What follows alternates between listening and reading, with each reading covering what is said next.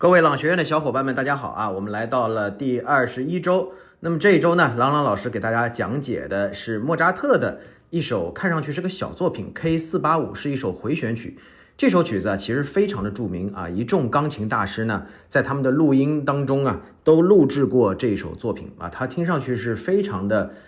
叫做轻松愉快啊，非常的优雅简洁，可以说是尽显莫扎特的风格。但是这部作品啊，在莫扎特的这个人生阶段当中啊，是处在一个比较关键的、特殊的转换的这样的一个年代啊。那他的这个作曲创作时间呢是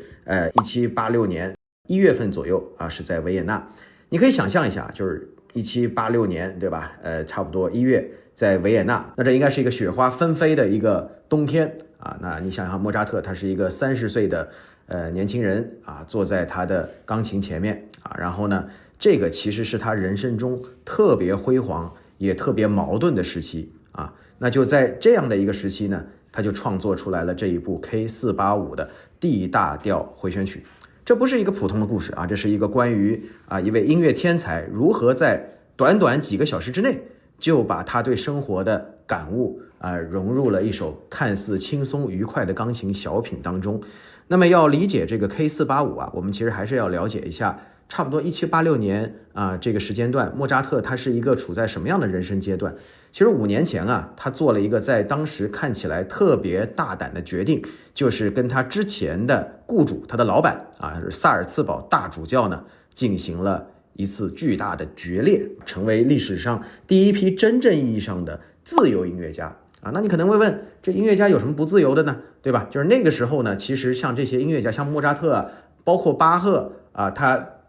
几乎都是受雇于教会，受雇于宫廷像他其实基本上是个公务员这样的一个设定。而且这个萨尔茨堡大主教呢，他这个身份也比较特殊在今天的这个奥地利呢，萨尔茨堡和维也纳都是属于这个奥地利的城市，但是呢，在那个时候欧洲的整个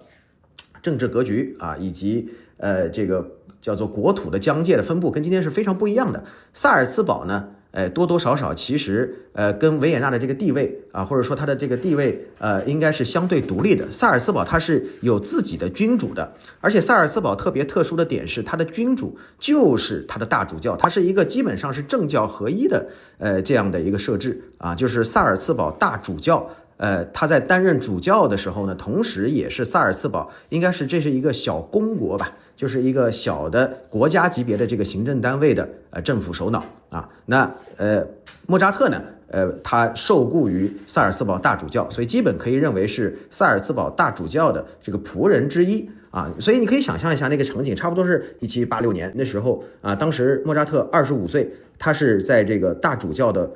官邸里面，他就面对着他这个盛怒的上司这大主教呢叫希罗尼穆斯科洛雷多伯爵对，他同时又是主教又是伯爵他就这个伯爵就是主教对他非常不满意，他就咆哮着要求这个打引号叫做不听话的仆人回到萨尔茨堡继续当宫廷乐师因为那个时候呢这个莫扎特呢其实已经去过维也纳了，他在维也纳非常的受欢迎，而且呢受到了神圣罗马帝国皇帝约瑟夫二世的赏识然后呢这个约瑟夫二世就想让这个莫扎特留在维也纳意思就是想挖这个叫做大主教萨尔茨堡大主教的墙角。当然了，这个被后世解读起来它是有一定的这个政治意义的，因为不同国家之间的这个首脑吧，他明争暗斗，所以说呢这个约瑟夫二世的这个行为可能也是对萨尔茨堡大主教的一种挑衅但是莫扎特当然是非常喜欢维也纳的这样的一个音乐的一个文化的氛围，所以莫扎特是坚持想要留在维也纳追求自己的音乐梦想的所以就跟大主教就决裂了然后大主教非常的不开心然后呢最终这个大主教的管家，这个管家其实叫这个费迪南德阿科他也是个伯爵对，说是他应该说是用脚把莫扎特踹出了大主教的府邸这一脚呢可以说是踢出了音乐史上的一个崭新的时代。那么1786年左右的维也纳呢，它是欧洲的音乐之都当然直到今天我们都认为维也纳是世界的音乐之都。那么莫扎特呢，他就混迹于各种音乐的沙龙为贵族们去演奏然后呢教授钢琴课啊，举办音乐会。他的学生当中啊，有不少是维也纳的这个叫做名门闺秀啊。你比方说，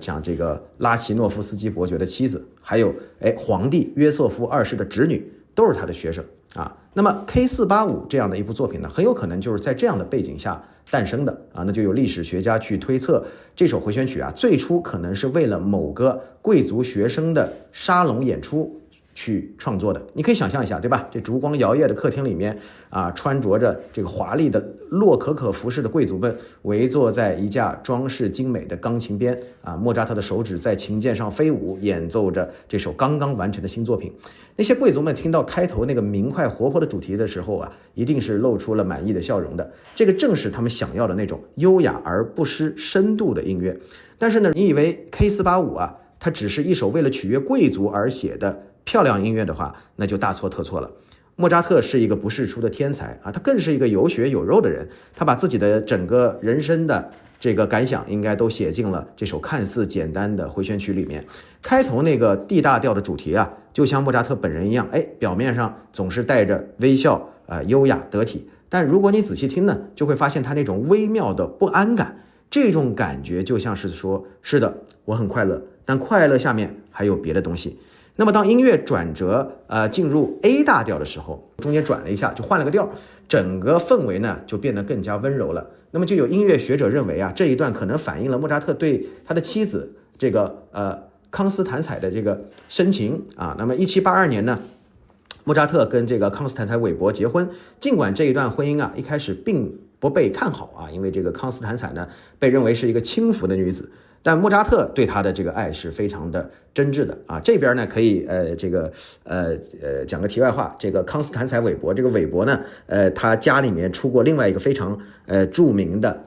作曲家，是个德国作曲家，叫卡尔玛利亚冯韦伯啊。他写过一部特别著名的歌剧作品叫《自由射手》。在这个 A 大调的段落里面呢，我们可以听到一种私密的温暖啊，就像是莫扎特在对亲密的人去倾诉他的心声。旋律的线条呢就变得更加的连贯啊，就像是在低声细语讲述着只有2个人才能理解的秘密。然后呢，音乐就突然又转入了一个小调，是 B 小调。那我们学过乐理的就知道，这个 D 大调回旋曲 ，D 大调跟 B 小调是同音大小调啊，就是他们在乐谱上都是2个升号，只不过一个大调一个小调，这个转换是非常的戏剧化的，就像是这个晴朗的天空突然就乌云密布了。这一段音乐呢是充满了忧郁和不安，又完全不同于前面的明快的基调。那这个段落背后隐藏了什么故事呢？1786年的这个莫扎特呀，虽然事业如日中天，但是经济